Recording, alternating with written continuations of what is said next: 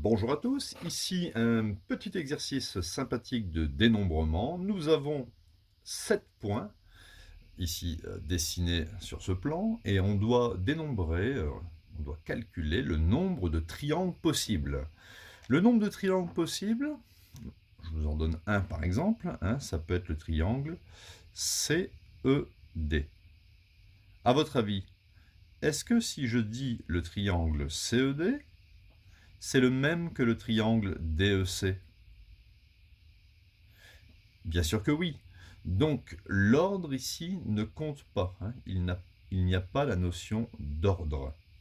S'il n'y a pas la notion d'ordre au niveau des points, on ne parle pas en termes d'arrangement, mais plutôt de combinaison. Combinaison de quoi? Eh bien, pour calculer le nombre de triangles, on va faire 3. On va prendre 3 points parmi combien? Parmi 7 points.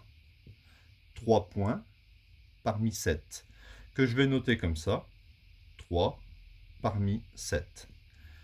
Alors, je vais faire un petit rappel au niveau de la formule. Si j'ai P parmi n, ça va me donner n factoriel sur P factoriel multiplié par n moins P factoriel. Ça, c'est une petite formule à connaître par cœur, elle est simple, c'est la formule des combinaisons. Donc ici, ça va me donner 7 factoriel sur 3 factoriel multiplié par 7 moins 3, c'est-à-dire 4 factoriel. Je fais un petit rapprochement entre 7 factoriel et 4 factoriel. 7 factoriel, c'est toutes les multiplications jusque 4, 1 fois 2 fois 3 fois 4, fois 5 fois 6 fois 7. Divisé par 3 factoriel, c'est 1 fois 2 fois 3, donc 2 fois 3 fois 4 factoriel. Comme ça, je peux barrer 4 factoriel au numérateur et au dénominateur. Je peux donc maintenant calculer. Donc ça me fait 5 fois 6 fois 7 divisé par 6. Et ça me donne exactement 35. Que signifie ce chiffre? Eh bien, il y a 35 façons de construire un triangle reliant 3 points dans un ensemble de 7 points. 3 parmi 7. Je vais vous en dessiner un autre.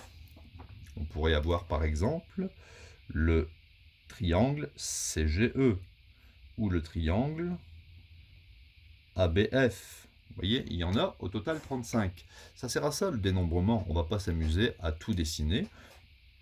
On pourrait même faire encore le triangle ici GEF, etc., etc.